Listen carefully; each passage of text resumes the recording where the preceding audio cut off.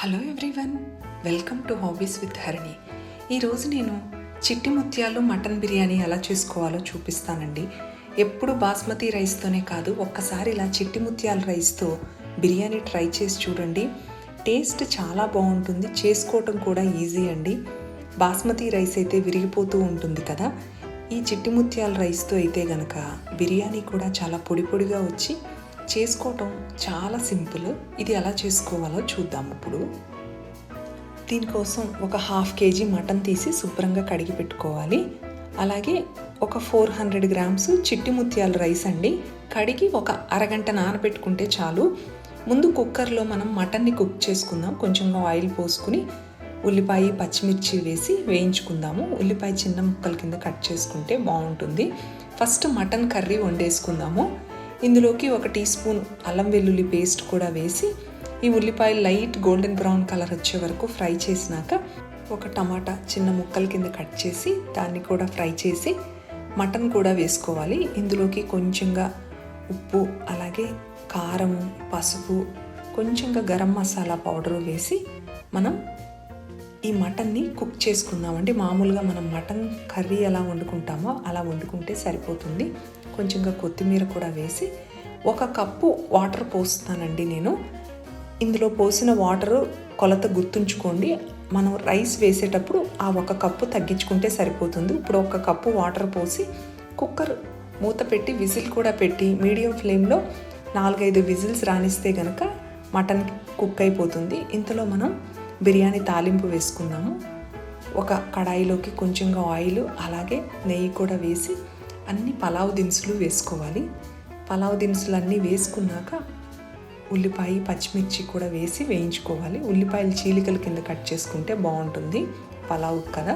కొంచెంగా అల్లం వెల్లుల్లి పేస్టు వేసి అది వేగాక కొత్తిమీర పుదీనా కూడా వేసి వేయించుకోవాలి. ఇలా మసాలా దినుసులన్నీ వేగిపోయినాక కొంచెంగా పెరుగు వేసుకుందాము. 2-3 టేబుల్ స్పూన్స్ కర్డ్ వేసుకుంటే సరిపోతుంది. ఇప్పుడు అన్ని మసాలా పౌడర్లు వేసుకుందామండి. జీలకర్ర పొడి, ధనియాల పొడి, కొంచెంగా గరం మసాలా, సాల్ట్ అన్నీ వేసి 1-2-3 నిమిషాలు ఫ్రై చేస్తే మనకి ఈ పలావ్ దినుసులన్నీ ఫ్రై అయిపోతాయి. ఇంతలో మనం మటన్ కర్రీ చూద్దాము. కుక్ అయిపోతే కనుక ఇదిగోండి ఈ మటన్ గ్రేవీ కూడా తీసి మనం పలావ్ దినుసులన్నీ ఫ్రై చేసుకుంటాం కదా అందులో వేసుకుందాము. ఇలాగా ఫ్రై అయినాక ఇప్పుడు కొలత చూసుకోండి. వాటరు 3 కప్పులు పోస్తున్నాను. ఎందుకంటే ఇందాక మటన్ కుక్ చేసేటప్పుడు 1 కప్పు పోసాను కదా. 2 కప్పుల రైస్కి 4 కప్పులు వాటర్ పోసుకుని ఉప్పు కూడా సరి చూసుకున్నాక ఇందాక నానబెట్టుకున్న చిట్టి ముత్యాల రైస్ ఉంది కదా ఇందులో వేసి హై ఫ్లేమ్లో 5 to 10 minutes కుక్ చేసుకోవాలండి. మధ్య మధ్యలో తిప్పుతూ ఉంటే కింద అడుగంటకుండా ఉంటుంది. మరీ ఎక్కువ సార్లు తిప్పొద్దు. ఎప్పుడన్నా అడుగంటుతుంది అన్నప్పుడు తిప్పితే సరిపోతుంది. హై ఫ్లేమ్లో ఇలాగా నీరంతా ఎగిరే వరకు ఫస్ట్ ఒక 5 to 10 minutes కుక్ చేసుకోవాలి.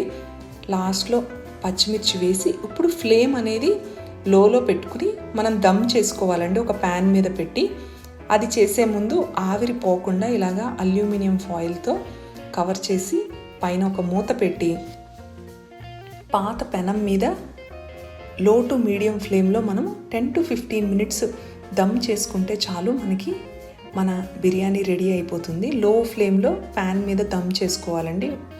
ఇలాగా దమ్ చేసుకున్నాక ఒక 15 నిమిషాలు వదిలేయాలి. ఆ తర్వాత ఓపెన్ చేయాలి. వెంటనే ఓపెన్ చేస్తే కనుక రైస్ మెత్తపడిపోతుంది. ఇదిగోండి ఒక 15-20 నిమిషాల తర్వాత ఓపెన్ చేస్తే ఎంత పొడి పొడిగా వస్తుందో చూడండి. ఇదిగో రైస్ బిర్యానీ రెడీ అయిపోయింది. ఇది స్మెల్ కూడా చాలా బాగుంటుందండి. చిట్టి ముత్యాల రైస్ది పొడి పొడిగా చాలా ఈజీగా అయిపోతుంది బిర్యానీ. టేస్ట్ కూడా చాలా బాగుంటుంది. ట్రై చేయండి. ట్రై చేస్తే ఎలా వచ్చిందో కామెంట్ చేయండి. వీడియో నచ్చినట్లయితే లైక్ చేయండి, షేర్ చేయండి, సబ్స్క్రైబ్ చేసుకోండి. నెక్స్ట్ టైం ఇలాగే ఇంకొక క్విక్ అండ్ సింపుల్ రెసిపీస్తో మళ్ళీ కలుద్దాము. నా ఇంకొన్ని old non veg recipes link description బాక్స్లో ఇస్తున్నానండి. కావాలి అనుకుంటే విజిట్ చేయండి. Thank you.